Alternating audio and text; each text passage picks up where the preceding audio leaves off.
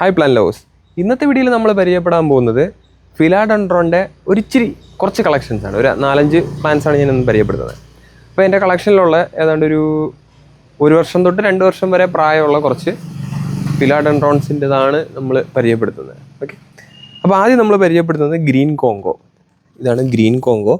ഒരുപാട് പേർക്ക് ഡൗട്ടുള്ളതാണ് ഗ്രീൻ കോങ്കോയും മൂൺലൈറ്റും തമ്മിൽ ഒരു വ്യത്യാസം ഉണ്ടെന്നുള്ളത്. പക്ഷേ ഗ്രീൻ കോങ്കോയ്ക്ക് ഇനിഷ്യൽ സ്റ്റേജ് തൊട്ടേ ഫസ്റ്റ് ലീഫ് വന്നിട്ട് ഗ്രീൻ തന്നെ ആയിരിക്കും. ഇതൊരു നല്ല ബുഷി ആയിട്ടുള്ള ഒരു ഗ്രീൻ കോങ്കോ പ്ലാന്റ് ആണ്. അപ്പോൾ ഇതിൻ്റെ പോട്ടിംഗ് മിക്സും ഞാൻ ഇതിന് കൊടുക്കുന്ന ഫെർട്ടിലൈസറൊക്കെ കമ്മിങ് വീഡിയോസിൽ ഞാൻ തീർച്ചയായിട്ടും പറയുന്നതായിരിക്കും. പിന്നെ രണ്ടാമതായി എൻ്റെ വൺ ഓഫ് ദി ഫേവറേറ്റ് ആയിട്ടുള്ള ഫിലാഡെൻഡ്രോൺ സിൽവർ സോഡ് എന്നറിയപ്പെടുന്ന നല്ല സിൽവറിഷ് കളറായിട്ടുള്ള ലീഫാണ് ഇതിന് വരുന്നത്. ഇതിൻ്റെ ഒരു ഷേപ്പ് ശരിക്കും ഇങ്ങനെയാണ്. ഇതിന് കുറച്ചുകൂടെ മെച്ചുവേർഡ് ആകുമ്പോൾ ഈ സൈഡ് ഈ കാണുന്ന ടോപ്പ് പോർഷൻ കുറച്ചുകൂടി ഒരു ഇയർ ഷേപ്പിലോട്ട് വരും. അപ്പോൾ ഇതാണ് സിൽവർ സോഡ്. ഇത് ഏതാണ്ട് ഒരു വർഷത്തോളം പ്രായം ഉണ്ടായിരിക്കും ഇതിന്. ഇത് നമ്മളൊരു 4 പ്ലാന്റായിട്ട് പ്രൊപ്പഗേറ്റ് ചെയ്തതാണ്. അപ്പോൾ കറൻ്റ്ലി നമുക്ക് സെയിലിന് അവൈലബിൾ അല്ല ഇതൊന്നും. പിന്നെ ഈ കാണുന്നത് ഫിലാഡെൻഡ്രോണിൻ്റെ വെറൈറ്റിയിലുള്ള തന്നെ ഫിലാഡെൻഡ്രോൺ നാരോ എസ്കേപ്പ് എന്ന് പറഞ്ഞിട്ടുള്ള ഒരു വെറൈറ്റിയാണ്. ഇതിന് 2-3 പേരുകളിൽ അറിയപ്പെടുന്നുണ്ട്.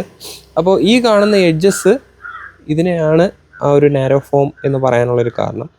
ഈ 2 ഫിലാഡെൻഡ്രോൺസിൽ പൊതുവെ കോമൺ ആയിട്ടും പിന്നെ ലോക്കൽ നെയിംസ് ആയിട്ട് പല പേരുകളിൽ അറിയപ്പെടാറുണ്ട്. അപ്പോൾ ഈ കാണുന്നത് നാരോ എസ്കേപ്പ് എന്ന് പറയുന്ന പ്ലാന്റാണ്.